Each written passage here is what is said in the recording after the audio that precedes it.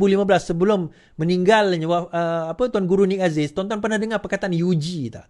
Unified Government. Siapa yang membawa idea Unified Government dengan UMNO, PAS UMNO pada waktu itu? Hadi Awang. Okey, yang terakhir tuan-tuan. Pergaduhan di antara Hadi dan juga apa orang kata? Muhyiddin Yassin. Benarkah berlaku?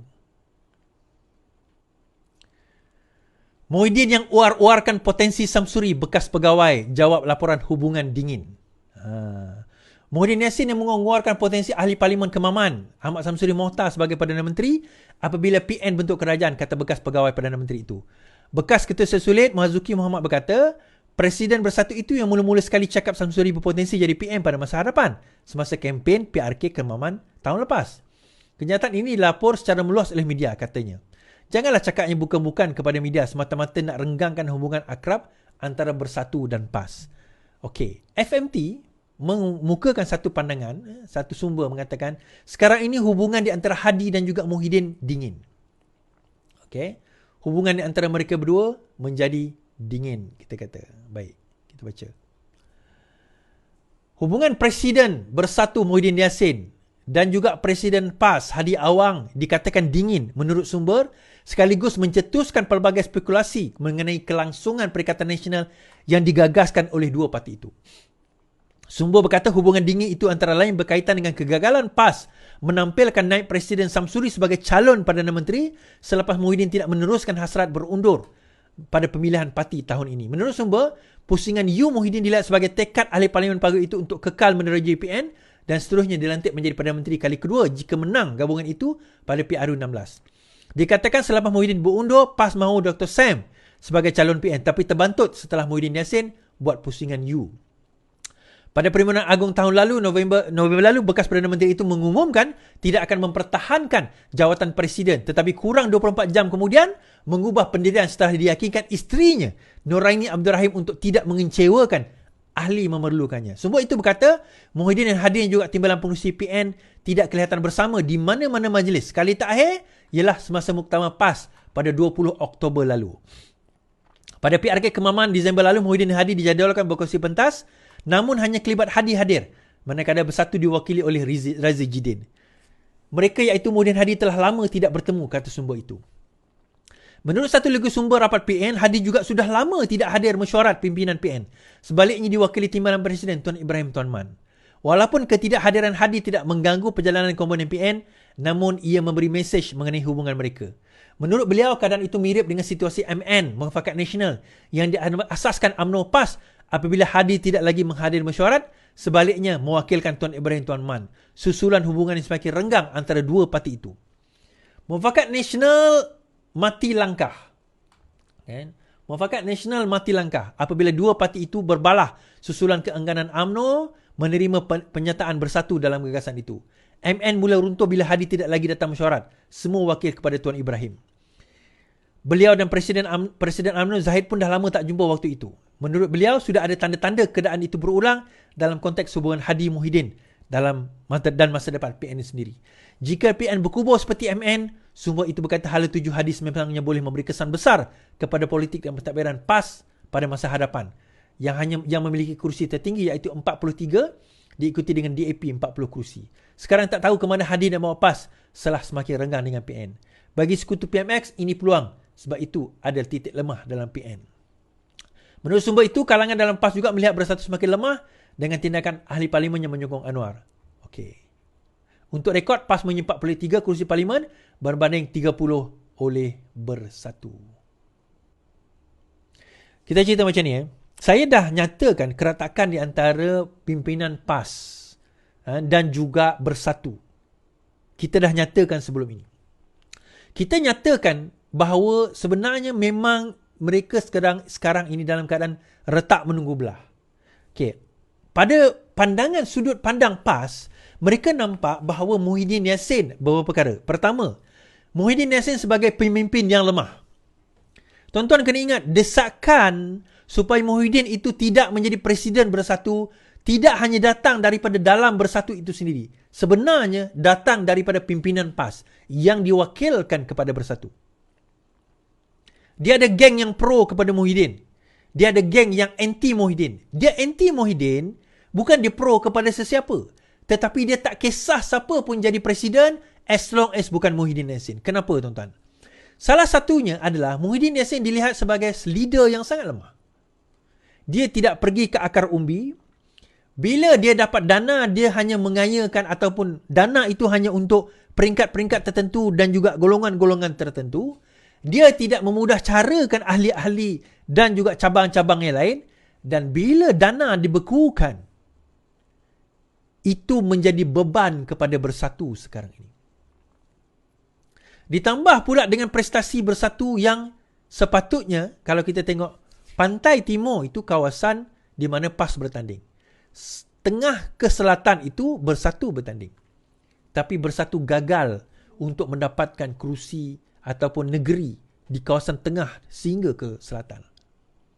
Dengan kegagalan itu meletakkan sekarang ini the weakest link adalah di dalam Perikatan Nasional adalah Bersatu. Now itu on their point. So Hadi dah tak hadap lagi. Sekarang ini Hadi Awang dia dah tak pandang lagi kepada Bersatu ni. Siapa yang dia pandang sebenarnya? Okey, kita cerita malam ni ya. Sekarang ini yang dia pandang adalah UMNO. Ini terus terang saya cakap. Apa yang Hadi pandang dan dia nampak dalam karier politik PAS seterusnya adalah kepentingan untuk dia dan mereka menghidupkan kembali Muafakat Nasional ataupun apa pun nama dengan Bersatu bergabung dengan UMNO. Dan sekarang ini dia dah tak kisah UMNO mana. Be it UMNO UMNO Syamuddin ke ataupun UMNO Zahid Hamidi ke, dia orang dah tak kisah tuan-tuan. Kalau tuan-tuan perasan yang duk tembak sekarang ini, besarnya isu berkenaan dengan Zahid dan sebagainya adalah daripada Perjuang, daripada Bersatu, daripada pimpinan PAS sendiri, dia dah mula kendur. Mereka dah mula kendur dalam nak menekan isu Zahid Hamidi.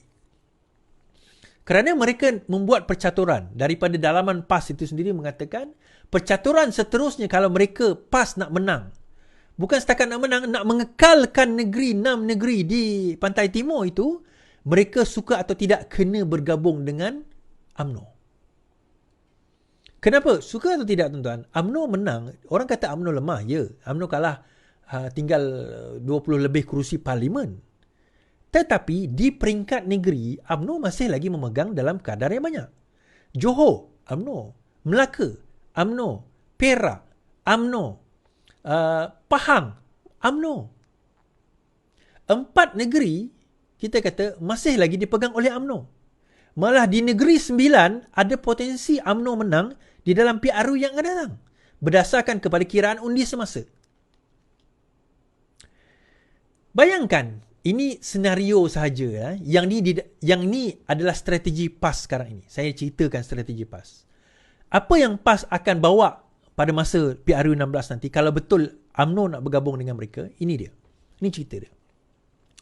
Ini kalau betul UMNO nak bergabung lah. Kalau ini cerita yang PAS nak jual kepada UMNO.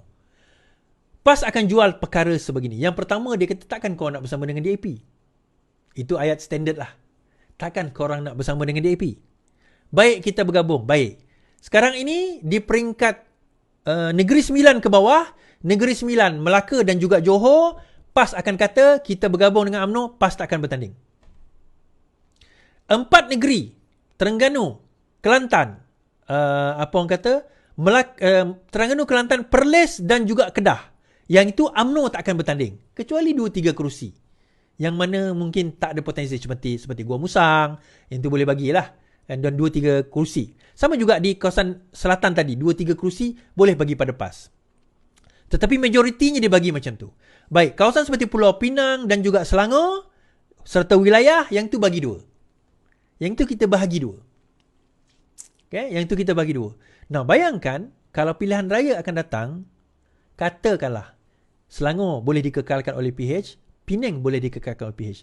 Tapi the rest tu, dia orang menang. Gabungan PAS BN menang. Boleh tak dibentuk kerajaan? GPS JRS akan follow je siapa yang menang. Be it Hadi ke, be it PAS, UMNO ke, bukan Hadi, be it UMNO ke, be it PH ke, siapa menang dia akan follow. Itu bukan isu dia. Cuma hurdle terbesar masalah terbesar Hadi sekarang ini adalah Zahid Hamidi. Tu je. Dia kena convincekan Zahid Hamidi bahawa itu taktik yang boleh mereka gunakan untuk UMNO kekal berkuasa. Kalau dia boleh yakinkan, mudah. Dia ada satu cara, dia kena remove Zahid Hamidi. Dia orang ada satu cara kena remove Zahid Hamidi. Tapi bagi saya cara itu sukar. Pemilihan parti baru habis tahun lepas, 2022. 2022, lepas pilihan raya. So, another 3 years, 2025, campur 2027 baru another pemilihan parti UMNO. Terlalu lama. The only way adalah dengan cara gabungan itu. Untuk dia nak menang dan berkuasa sekali lagi. Tapi the biggest hurdle sekarang ini adalah Zahid Hamidi. Kerana apa? Bukan masalah PAS. Isunya adalah masalah Hadi Awang. Sebenarnya, bagi saya lah, UMNO nak bergabung dengan PAS bukan masalah PAS. UMNO nak bergabung dengan PAS, masalahnya adalah Hadi Awang. PAS selalu melihat masalah UMNO adalah Zahid Hamidi. Salah. Kalau PAS betul-betul nak bergabung dengan UMNO dan betul pembentukan tersebut, PAS kena buang Hadi Awang. Gantilah siapa-siapa, Tuan Ibrahim Tuan Man ke, Taqiyuddin ke, Samsuri ke, Sanusi ke, whoever lah. Tapi bukan Hadi Awang. Kenapa? Sebab Hadi Awang ni mempunyai sejarah yang terlalu lama mengkhianat, tuan-tuan. Dia punya khianat dia bukan setakat khianat parti-parti geng dia. Dulu Pakatan Rakyat kena khianat, Barisan Alternatif kena khianat, lepas tu Muafakat Nasional kena khianat. Bukan setakat dia orang. Dengan Tuan Guru Ning Aziz pun kena. Dia tak khianat macam mana kita dengar tu. Tapi kalau tuan-tuan ingat, tahun sebelum 2015, sebelum meninggalnya Tuan Guru Ning Aziz, tuan-tuan pernah dengar perkataan UG tak? Unified Government. Siapa yang membawa idea Unified Government dengan UMNO, PAS UMNO pada waktu itu? Hadi Awang. So, dia dilihat sebagai satu figura di dalam PAS yang sekarang ini berada di kedudukan yang tertinggi, tetapi seseorang yang sangat tidak boleh dipercayai politically. Jadi selagi mana dia ada dekat situ sebagai figure pimpinan di dalam PAS, selagi itu UMNO tidak akan dapat bergabung dengan PAS. Dan untuk PAS nak buang Hadi, dia tahu kalau PAS buang Hadi, that's it. PAS akan ketinggalan jauh lepas ini. Dia tahu Hadi boleh bawa mereka jauh. Tapi jauh pun tak sejauh mana lah. Kalau dia nak jauh lebih jauh lagi, dia kena buang Hadi, dia kena gabung dengan UMNO. Tetapi kalau dia buang Hadi dan bergabung dengan UMNO, pada waktu itu, kita akan kata PAS akan berada di bawah UMNO. Dan itu yang mereka tak nak. Itu yang mereka tak nak. So, bagaimana pula dengan Bersatu Is? Saya kata, Bersatu kubur lah. Bersatu habislah. Kan? Bersatu habislah. Habis kat situ lah, tuan-tuan. Habis dekat situ. Baik.